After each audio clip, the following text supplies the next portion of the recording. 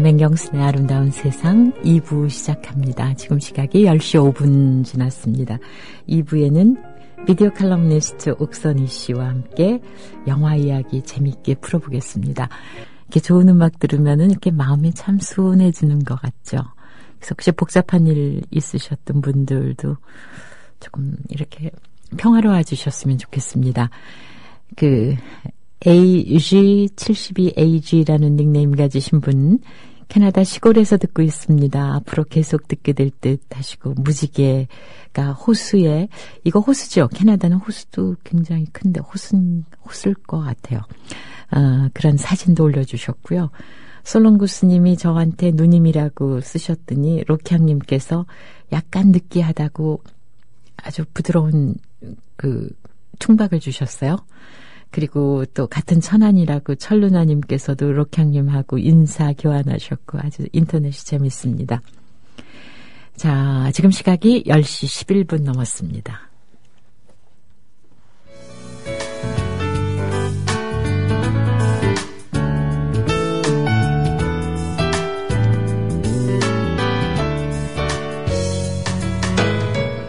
네, 맹경순의 아름다운 세상 2부. 오늘 개편 첫 시간이고 또 출연으로서는 첫 손님이십니다. 영화 칼럼니스트 옥선희 씨 나오셨어요. 안녕하세요. 안녕하세요. 아, 참 우리 만난 지 오래됐죠? 네. 10년 넘었죠? 네. 근데 잊지 않고 불러주셔서 감사합니다.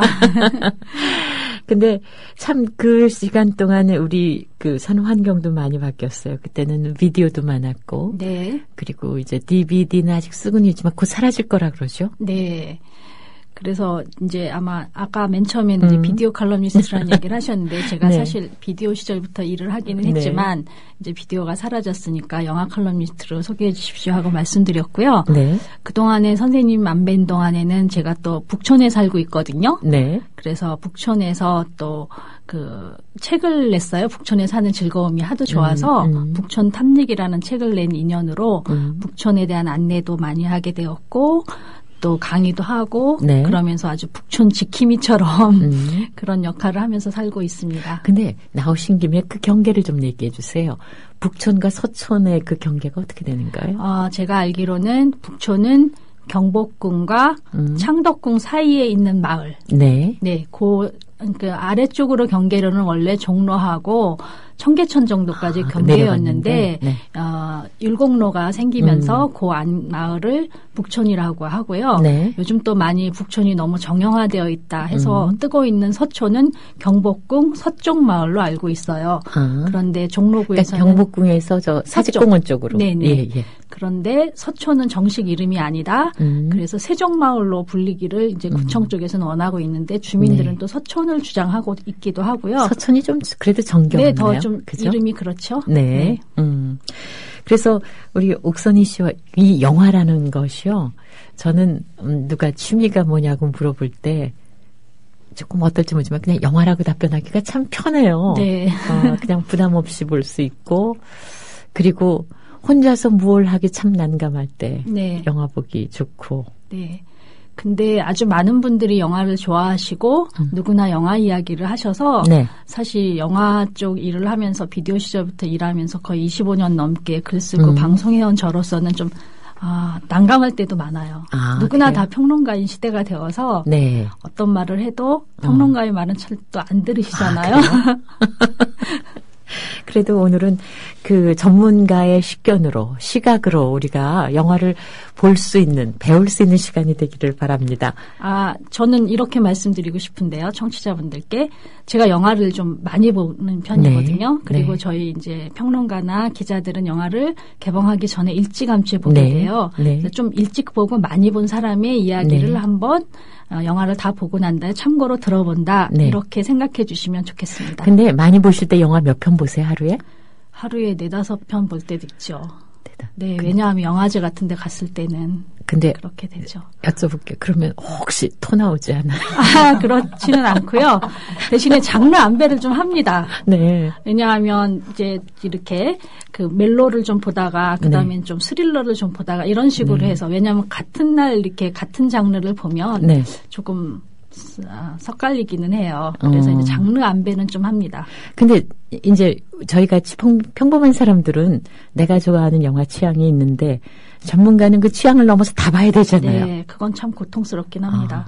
네. 옥선희 씨는 개인적으로 어떤 장르를 보기가 힘이 드세요? 액션이요. 액션하고 공포요. 저는 진짜로 이렇게 뭐 칼로 찌르거나 이런 장면이 나오면 진짜 네. 아파요. 진짜 아파서 너무 고통스러워서 볼 수가 없어요. 근데 옥선희 씨 좋아하시는 클린트 이스트우드가 좀 액션 많이 하지 않았어요? 그거는 오해입니다. 그래요? 사실 제가 뭐 이 시간을 통해서 아마 여러 차례 강조하지 않을까 싶은데요. 제가 클린트 이스트우드 아주 거의 광적인 팬이라고 할 수가 있는데요. 뭐 그런 글도 봤어요. 내세가 있다면 클린트 이스트우드와 살고 싶다. 네, 다음 생엔 클린트 이스트우드와 살고 싶습니다. 그런데 그 사람이 초창기에는 물론 그런 네. 총 쏘고 그런 영화를 하기는 했지만 네. 연출가로서 더욱 유명하기 때문에 그런 편견은 좀 버려주셨으면 합니다. 네. 강력한 클린트 이스트우드 애인으로서 하신 말씀일 것 같아요. 오늘 영화 뭐 얘기하실 거예요? 네, 오늘 영화는 우리 영화 변호인과 그다음에 국내에 개봉은 되지 않았지만 DVD로만 출시된 해밍웨이와 갤혼 이렇게 두 편을 소개하고자 합니다. 네. 그럼 변호인 얘기부터 시작할까요? 네. 변호인이 이미 관객 동원을 엄청 많이 하고 있고 아바타의 흥행 성적을 넘어설 거라는 이야기도 있어서 잠깐만요. 좀 옥선희 씨 사진도 올라왔어 지금.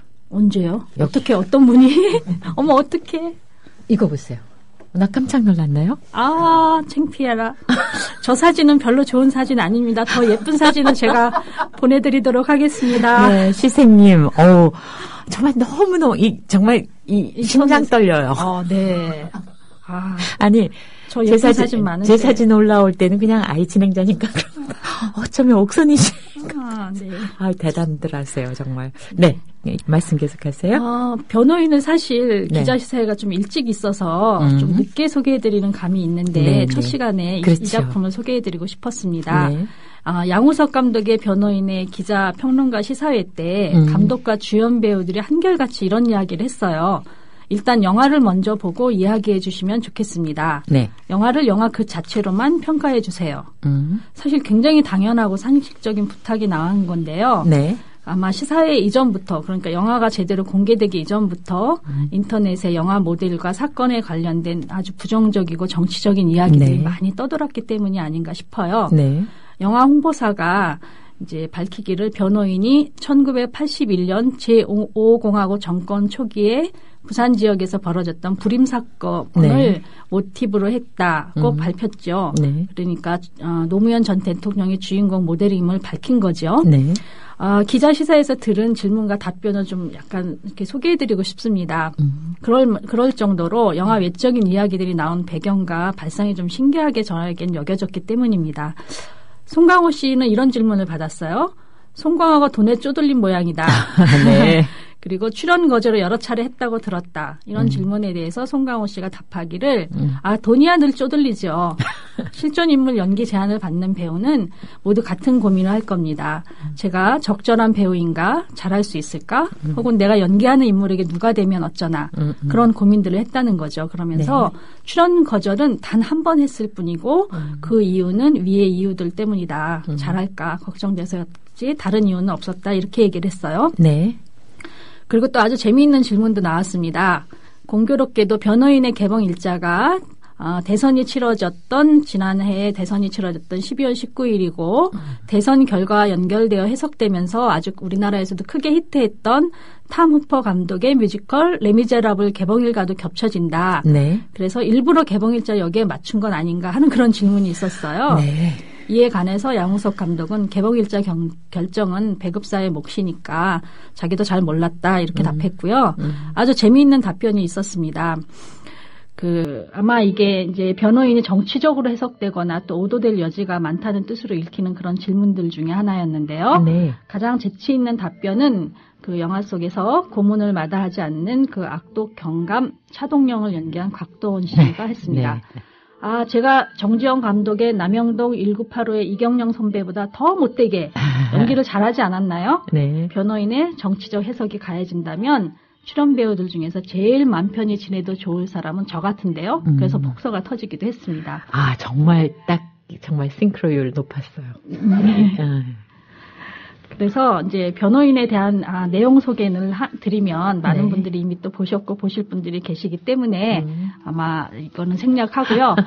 우선 저보다 더 유명한 박찬욱 감독이라든가 김지훈 감독, 봉준호 감독이 변호인을 추천하는 그런 인터뷰 내용을 들어보시도록 하시죠.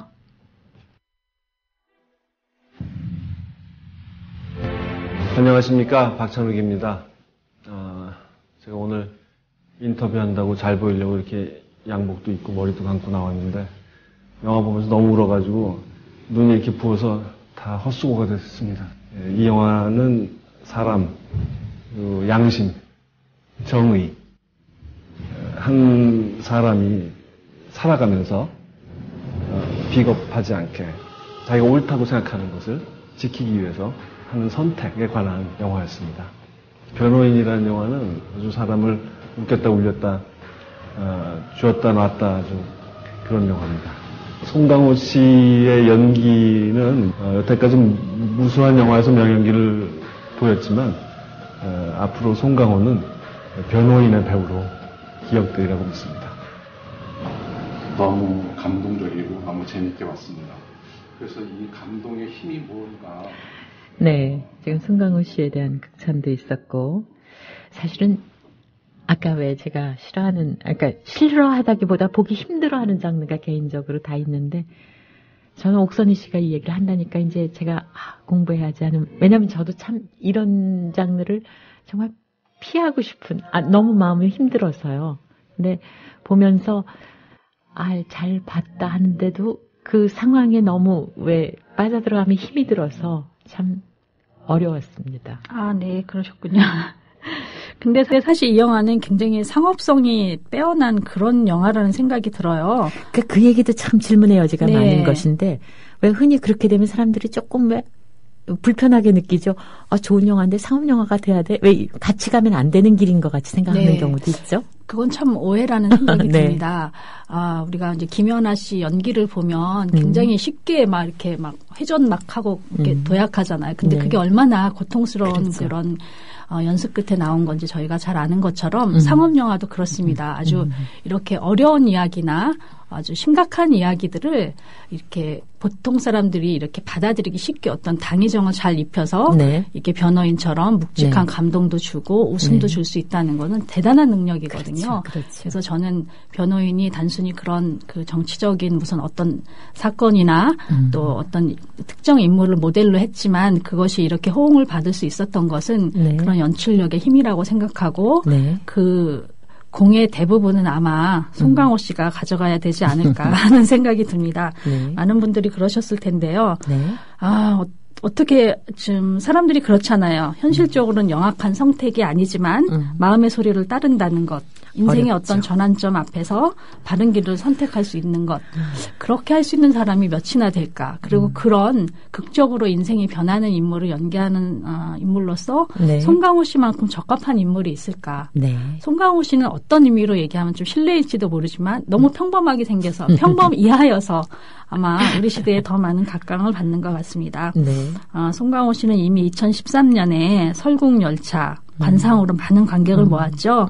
근데 그 두 영화에서는 그 어떻게 생각하면 현실에 발을 디디지 않은 인물이잖아요. 그런 인물을 연기했는데 변호인에서의 송 변호사는 아주 땅에 굳건하게 발을 디딘 그런 인물이어서 아마 더더욱 어떻게 한 사람이 한 해에 이렇게 전혀 다른 작품에 이렇게 출연했을까 하는 그런 생각이 듭니다. 송강호 씨 정말 대단한 사람이라는 생각이 들고요. 그리고 이제 이 영화를 보면서 참 좋았던 것은, 그 어떤 그 주인공 인물의 180도 가치관 변화를 참 설득력 있게 그렸다는 것입니다. 그렇죠. 예, 자존심을 버리고 실리를 택했던 넉살 좋은 위인처럼 보이지만, 송 변호사는 자신이 버리고 사는 게 뭔지 잘 알고 있었고, 거기에 대해서도 솔직하게 인정을 하고 있었죠. 그러던 차에 다시 이제 애송이 인권 변호사가 되면서, 송 변호사는 직설적 언행을 하고, 상식선상의 변론도 관객은 기꺼이 받아들일 수 있도록 그렇게 아주 설득력 있게 연기를 합니다. 그 우유부단하지도 않고 작전만 짜는 인물도 아닌 발로 뛰는 인물이기 때문이라는 생각이 들고요. 그 송 변호사에게 있어서 밥벌이가 최우선이었듯이 국가 권력으로부터 유린당한 인물에 대해서 대한민국 국민으로서 보호받으면서 재판받을 권리가 있다는 것을 주장하는 장면은 정말 대단했습니다. 네. 그리고 이 재판 장면들을 통해서 저는 사실 우리 영화에서 이렇게 재판정을 모델로 한 영화들이 그렇게 와닿지 않았거든요. 네, 네. 왜냐하면 미국 영화에서 워낙 재판 네, 관련 네, 영화들을 네. 잘 그리니까. 치밀하고. 네. 근데 이 영화에서는 정말 송강호 씨 열연에 힘입어서 재판 관련 영화도 우리가 이제 잘 만들 수 있지 않을까 하는 그런 기대를 갖게도 했습니다. 네. 참 배우들도 참 대단했던 것 같아요. 네. 그죠? 그렇지만 이제 배우들을 뭐 칭찬하자면 네. 한이 없고요. 네. 감독이 이게 신인 감독이시란 말이죠. 처음 데뷔작인데. 그래요? 그리고 어떻게 생각하면 좋은 나라 편, 나쁜 나라 편으로 딱 나눠져 있잖아요. 이야기도. 그리고 결과도 우리가 대부분 알고 있는 거잖아요. 네. 그런 이야기를 이렇게 끌어간다는 것은 네. 역량이 정말 대단하다. 그리고 그 시대의 묘사, 1980년대 시대의 묘사도 참 정겨워서 그런 술집, 그런 국밥집 가보고 싶다. 그런 생각이 들 정도였고요. 김영애 씨 집. 네. 약간 어떻게 정말 그런 데가 아직 남아 있었나 그런 세트도 잘 들고요. 만들고 연기도 잘하고. 그래서 영화가 이제 기자 시사회가 끝나고 나서 어머니 역할을 맡았던 김영애 씨가 그 감독을 꽉 껴안아 주시는 장면을 봤어요. 그냥 말없이 껴안아 주는데 그때 김영애 씨가 이제 인터뷰에서는 그 역할을 택한 것이 연기의 변화를 갖기 위해서 이 영화를 택했다고 했지만 아마 어떤 의식이 있고 보람된 영화에 출연했던 그런 자부심을 신인 감독에게 포옹으로서 다 표현했던 것이 아닌가 하는 생각이 들었습니다. 네.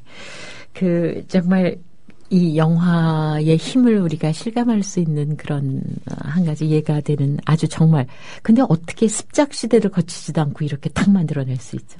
그건 아니었던 것 같아요. 제가 자세히는 모르지만 습작이 없었을 리가 없고요. 글쎄요. 네.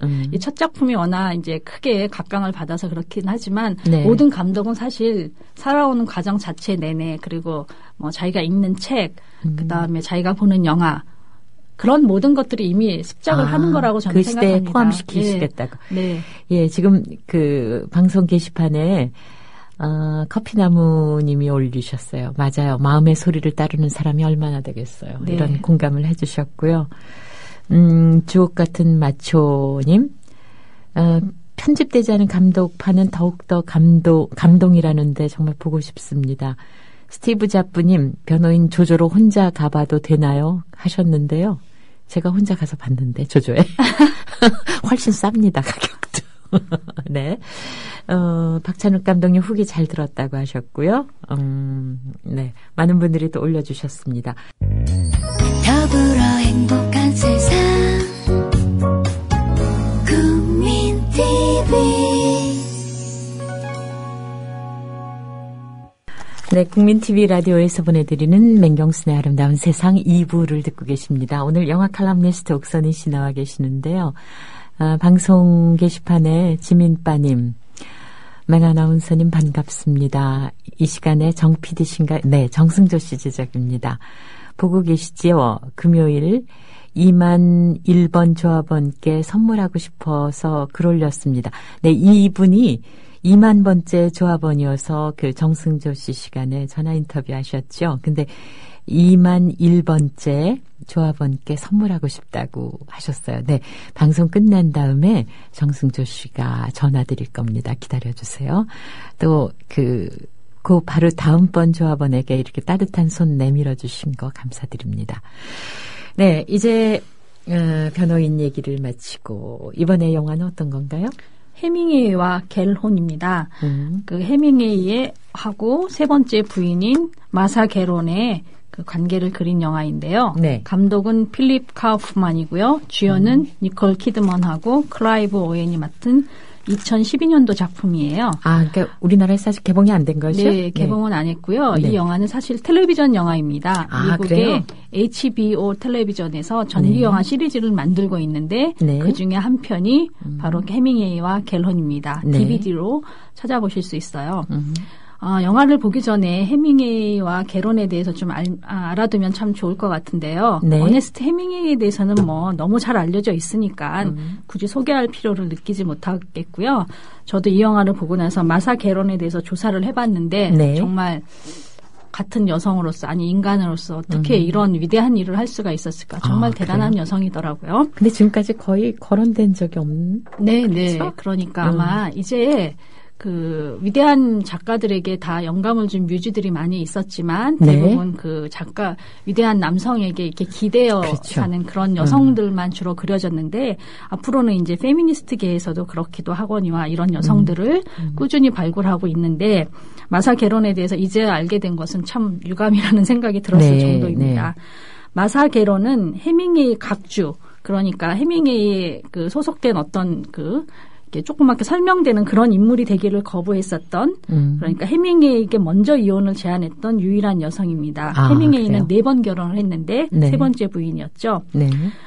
크리스티안 아만프루, 안 가레스, 로데스 가르시아 나바로와 같은 현대의 유명한 여성 종군 작가의 가장 윗자리를 개척한 그런 위대한 종군 작가입니다. 마사 게론은 의사 아버지와 여권운동가 어머니 사이에서 태어나서 유복한 어린 시절을 보냈다고 합니다. 대학을 다니다가 작가 생활을 하기 위해 학교를 그만두고 뉴 퍼블릭지 등에 이제 기고를 하기 시작했고요. 연방 긴급 구제국에 들어가서 미국을 순회하면서 대공황기 사람들에 관한 보도집 내가 목격한 재난을 펴냈습니다. 1936년도에 펴낸 이 책을 본 대통령 부인 엘러노 루즈벨트가 이후에 게론의 글을 지지해주는 평생 친구가 됩니다. 1937년에 주간지 콜리어스 위클리지에 다가 유럽의 파시즘 대두를 우려하는 기사를 썼어요. 그러니까 미리 예측을 하고 글을 쓴 거죠. 그리고 스페인 내전에 참여해서 그 해밍웨이를 두 번째 만나면서 사랑에 빠지게 됩니다. 영화 해밍웨이와 게론에서 게론은 폭탄이 쏟아지는 거리를 달려가서 숨진 어머니 곁에서 우는 아이를 구출합니다. 그리고 이런 모습을 보고 그 해밍웨이가 굉장히 그 말하자면 마사 게론이 좀 더 용감하게 글을 쓸 수 있도록 도와준 것은 사실인 것 같아요. 그러면서 당신이 본 걸 써라 그렇게 다그치기도 하죠. 게론이 보통 사람이 겪는 가난이라든가 전쟁을 방치하는 국가 권력에 저항하는 글을 쓰게 된 계기는 물론 대공황과 스페인 내전 취재로부터입니다. 그리고 게론의 스페인 내전 보고는 그 분야에 있어서 가장 뛰어난 기록으로 평가받고 있습니다. 해밍웨이와 게론에 등장하는 그런 전쟁만 보아도 현대사의 모든 중요한 순간은 언제나 게론이 있었다. 이렇게 단정적으로 말할 수 있을 것 같아요. 1943년 6월에 간호장교를 위장을 해서 노르만디 상륙 작전을 취재했고요. 또 1945년 5월에는 미군과 함께 가장 먼저 다카우에 들어가서 유태인 학살 현장을 확인을 했습니다. 게론은 반은 유태인 혈통을 갖고 있다고 해요. 그래서 그 다카우 참상에 엄청난 충격을 받았다고 합니다. 게론은 그 영화 속 해밍웨이와 게론에서 프랑코의 승리로 끝난 스페인 내전하고 다카우 학살 현장을 본 것을 통해서 인류에 대한 믿음을 상실했다고 토로를 합니다. 그럼에도 불구하고 아니 그렇기 때문에 게론은 계속 전장의 현장을 찾아다니면서 보통 사람이 겪는 참상을 낱낱이 보도하지 않았나 그런 생각이 듭니다. 게론은 러시아의 핀란드 침공 현장으로 달려가기도 했고요. 일본 침략기에 중국에서 공산당 부상을 지켜보기도 했습니다. 그 외에도 게론이 기록한 전쟁은 영화 속에 나오지 않지만 다음과 같은 전쟁들이 있습니다. 1939년 이후에 서부 전선에 관한 가장 탁월한 기사로 평가받은 몬테카지노 전투, 발치 전투, 그리고 니른베르크 재판, 그리고 가디언지의 커버 기사로 6번이나 채택되면서 베트남전 참상 보도로 인해서 그 참상 보도는 미국 정부를 비판했다는 빌미가 되어서 베트남 입국을 거부당하기도 했다고 해요. 1967년에 제3차 중동 전쟁, 1980년대 아메리카를 여행하면서 엘살바도르와 니카라구아 내전을 취재를 했고요. 81살이 되었던 1989년에도 미국의 파나마 침공을 취재하기 위해서 전선으로 달려갔다고 합니다. 말년에는 브라질 거리 소년들이 살해당하는 사건 등을 취재를 했고요. 큰 키에다 해밍웨이 표현에 의하면 어깨에 다리가 달렸다고 할 정도로 길고 늘씬한 다리에다가 금발의 아름다운 용모를 지녔던 게론은 해밍웨이만 사랑했던 건 아니에요. 프랑스 경제학자 베르트랑 드 주브넬, 그다음에 2차 대전의 전설적인 장군 제임스 가번, 억만장자 로렌스 록펠러, 저널리스트 윌리엄 윌턴, 의사 데이비드 그레트 씨를 연인으로 거느리고 있습니다. 네. 1954년에 타임지 편집자였던 톰 매튜와 결혼해서 런던에 정착을 하긴 했지만 64년에 이혼을 했고요. 네. 평생 친구도 쟁쟁합니다. 레너드 번스타인, H.G. 웰스, 에들라이 스티븐슨. 대단하죠? 그 다음에 50개국을 여행을 했고요. 네. 6개국에 집이 있었고요. 네, 개론은 그 병마와 실명 등으로 생애 고비에 이른 89살의 자살로 삶을 스스로 정리했습니다. 전쟁 리포트를 비롯해서 군살 없는 산문집으로도 굉장히 유명하고요. 장편 소설을 쓰기도 했어요. 네. 그리고 그녀의 사후에 그녀의 이름을 딴 상 마사 게론 프라이즈 포 저널리즘이 제정되기도 했습니다. 굉장히 그야말로 왜 쉬운 표현으로 한 치열하게 살았던. 네, 저는 인간이 아닌 것 같아요. 인간이 어떻게 이렇게까지 많은 일을 할 수가 있나. 특히 지금도 종군 기자라면 사실 굉장히 여성이 종군 기자라면 어려운데 그 많은 전쟁터를 다녔다는 건 정말 대단하죠. 더불어 행복한 세상 국민 TV. 네, 맹경순의 아름다운 세상 월요일 2부의 영화 이야기입니다. 영화 칼럼니스트 옥선희 씨 이야기를 듣고 있는데요. 우리나라에서 아직 개봉되지 않은 영화입니다. 해밍웨이와 갤호원이라는 그런 작품을 듣고 있는데요. 지금 결혼에 대한 이야기를 쭉 해주셨는데 게시판에 글이 올라왔습니다. 푸아님, 멋지다 결혼. 또 소잡사님, 사람 이름이로군요. 악기인 줄 알았습니다. 네, 우리가 정말 처음 접해본 그런 인물이에요. 자, 영화는 어떻습니까? 네, 간단하게 좀 소개를 드릴게요. 해밍웨이와 게런은 분장했다는 사실이 믿기지 않는 노년의 게런, 니콜 키드먼이 BBC 텔레비전과 인터뷰하는 것으로 시작되고 끝이 나고요. 내내 게런의 내레이션이 개입이 됩니다. 이 BBC와 인터뷰했던 마사 게런의 실제 모습은 유튜브를 통해서도 확인하실 수가 있어요. 네. 1939년에 쿠바의 한 바에서 유명한 작가였던 해밍웨이를 만나게 되고, 해밍웨이는 당시 레노로 루즈벨트 여사가 칭찬했던 게런의 그 글과 미모에 반해서 이제 좀 유혹을 하죠.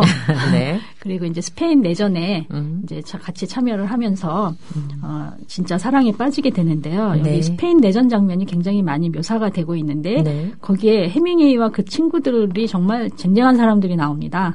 그 공화파의 젊은 지도자 파코를 지지하는 미국 작가 존 도스 파토스, 그다음에 스페인 내전을 기록하는 다큐멘터리 감독, 아주 세계적으로 유명한 감독이죠. 네덜란드 출신의 요리스 이벤스, 그리고 헝가리에서 온 젊은 사진작가, 그때 당시엔 그렇게 유명하지 않았지만 이제 나중에 세계적인 사진작가가 된 로버트 카파, 이런 사람들하고 전선을 누비면서 이제 비로소 어떤 저널리스트로서의 눈을 뜨게 됩니다. 그래서 이미 두 번째 부인이 있었던 해밍웨이와 사랑에 빠져서 이제 결혼을 하게 되기는 하지만 해밍웨이는 자기 곁에 머물면서 자신을 돌봐주기를 바래요. 그런데 게런은 끊임없이 전쟁터로 가서 취재하기를 원합니다. 이런 데서 갈등이 생기고요. 그래서 결국 게런이 먼저 해밍웨이에게 이혼을 요구하죠. 영화 해밍웨이와 게런에서 해밍웨이는 아주 타고난 건강, 열정, 정의감으로 글을 쓰고 행동을 하지만 자기 통제에 매번 실패하는 그런 질투심 많은 남성 우월주의자로 그려집니다. 스페인 내전에서 게런을 보살피고 글 쓸 용기를 북돋아준 건 사실이지만 결혼 이후에는 남자를 돌보며 안주하기보다는 피 흘리는 보통 사람을 취재하기 위해서 전선으로 끊임없이 떠나고 싶어하는 게론에게 전쟁과 결혼한 여자라면서 비난을 합니다. 게론이 자신보다 연설을 잘해서 기립박수를 받으면 막 화를 내고요. 자신의 책을 출판한 편집자가 게론에게 소설을 쓰라고 권유할 때도 좀 질투를 하고요. 게론이 이제 중국에서 주언라이, 그 중국 공산당 지도자들을 만났을 때 주언라이를 칭찬해도 질투하고요. 아주 사소한 것에서부터 글 쓰는 것까지 게런을 질투하고 통제하려고 듭니다. 그러니까 위대한 인물들의 결혼도 꼭 이렇게 통속적이 되는가 봐요. 네. 위대한 것하고 결혼 생활은 좀 다른가 보죠, 아마. 봐요. 그래서 어쨌든 게로는 결국 이제 이혼을 선언하고 자기 길을 가게 되는데요. 게로는 해밍웨이의 정신이 무너지고 있다는 걸 이미 감지하고 있었다고 해요. 네. 영화에는 말년에 해밍웨이가 겪는 정신착란 상태라든가 네 번째 부인의 돌봄 같은 것까지 자세히 그려져 있기는 한데요. 네. 해밍웨이와 게론에서 게론이 해밍웨이와의 파경과 자신에 대한 평가를 아주 다음과 같은 아주 멋진 표현으로 가름합니다. 우리는 전시회는 아주 좋았다. 전쟁이 없을 땐 우리의 전쟁을 만들었다. 전쟁터가 아닌 가정에서 우리는 살아남지 못했다. 내가 해밍웨이에게 진 빚은 없다. 그가 죽은 지 30년이 지났고 그는 자신을 괴롭힌 사람일 뿐이다. 그의 평화를 빌 뿐이다. 대단한 문장 같네요. 네. 네, 아주 함축해서. 네, 얘기를 했습니다. 네. 그래서 어쨌든 이 작품을 보면서 모든 그 위대한 인물 속에 가려졌던 여성이 새삼스럽게 이렇게 부각된 것이 참 저는 좋다고 생각을 했고요. 앞으로 네. 그런 발굴이 많이 이루어지기를 바랍니다. 네. 그리고 텔레비전 영화라는 그런 어떤 선입견을 갖지 마시고 봐주셨으면 해요. 네. 여기에는 해밍웨이와 관련된 유명한 장소들이 굉장히 많이 나오거든요. 네. 예, 그런 장소들도 세세하게 잘 찍었고 특히 의상은 네. 그때 당시에 의상을 연구하는 데 도움이 될 정도로 네. 그런 굉장히 잘 고증이 된 그런 의상이기도 하고요. 네. 또 배우들 연기야 뭐 말할 것도 없는데 니콜 키드만의 경우는 사실 너무 미모가 뛰어나서 네. 가끔 과소평가를 되는 연기가 과소평가되는 측면이 있거든요. 그렇죠. 네. 네. 그런 점에서 좀 아쉽기도 할 때도 있는데 어쨌든 네. 대단한 연기자라는 거 그런 것도 확인하실 수 있고요. 네. 그래서 이제 쿠바에 대한 또 쿠바를 가보고 싶다라든가 하는 그런 꿈도 좀 생길 수가 있고요.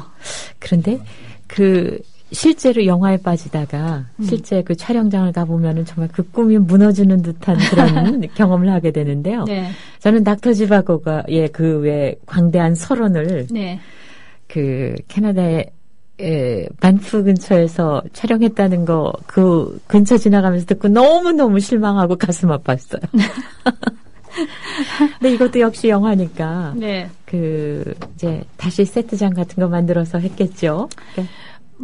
보면 영화를 보면 진짜 그 해밍웨이와 그 게론이 살았던 그 집이 굉장히 유명한 관광 코스인 것으로 알고 있어요. 네. 쿠바에서. 네. 그래서 정말 완전히 재현을 했지만 사실은 한 군데서 다 찍었다고 합니다. 그런 거 알려드리면 좀 실망스러우실 테니까 그런 거 있고 두 인물의 네. 관계라든가 네. 현대사, 네. 그다음에 전쟁과 인간 네. 그런 것들에 대해서 생각해 보실 수 있는 좋은 시간을 가져보시기 바랍니다.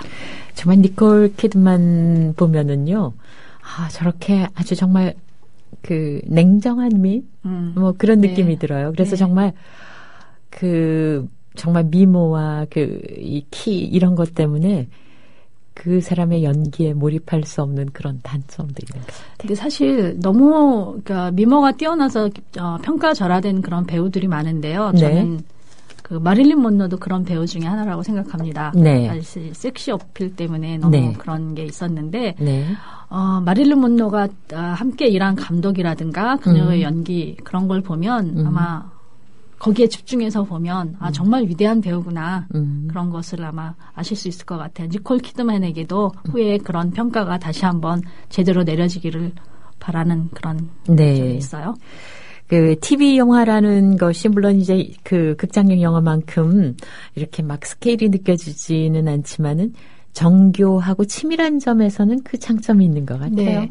그리고 HBO 텔레비전의 그런 위대한 인물 시리즈, 그러니까 미국 사람 위주이긴 하지만 그렇게 네. 자기네 나라의 그 중요한 인물들을 전기 영화를 통해서 되살려내고 다시 평가하고 이런 작업들은 우리도 좀 본받았으면 네. 하는 생각이 네. 들기도 합니다. 네. 그리고 이 영화는 그 역사적인 현실 장면들을 참 합성을 잘했어요. 예를 네. 들면 주은 레르나 장개석을 만난다든가 네. 루즈벨트 대통령 부처를 만날 때 그런 실제 있었던 화면과 배우들의 장면을 아주 굉장히 정교하게 합성을 했어요. 네. 그래서 그게 아마 포레스트 검프 이후의 영화 기술 중에 하나인데 그런 점들도 굉장히 눈여겨볼 만하고요. 그러니까 텔레비전 영화이기 때문에 좀 떨어질 것이다. 네. 그런 선입견은 전혀 갖지 말고 봐주셨으면 하고요. 네. 특히 텔레비전 영화가 좋은 이유 중에 하나는 영어가 좀 쉽다는 것입니다. 네. 텔레비전 영화는 미국에서는 대부분 일반적으로 좀 쉬운 영어를 택하고 있는 것 같아요. 네. 그래서 좀 웬만큼 이렇게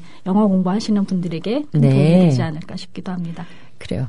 기록물을 남긴다는 것, 이것은 정말 또 영화가 가지고 있는 정말 순기능의 하나죠. 네. 그래서 그 시대를 정말 이렇게 담백하게 그리고 가감없이 볼 수 있다는 것은 참 큰 장점인 것 같습니다. 자, 월요일마다 이렇게 영화 이야기 들려드립니다. 영화 칼럼니스트 옥선희 씨가 함께 해줬고요. 다음 주 이 시간에 또 뵙겠습니다. 네. 네. 내일 맹경순의 아름다운 세상에서는요, 민낯의 장애인이라는 순서로 그 시각장애를 갖고 계신 권순철 조합원과 함께 꾸며갑니다. 그래서 우리가 함께 살아야 할 세상의 편견과 또 인식을 함께하는 그런 좋은 시간이 되리라 기대해 봅니다. 네, 오늘 이렇게 첫 시간이 흘렀습니다. 오늘 내내 평화로우세요. 맹경순이었습니다.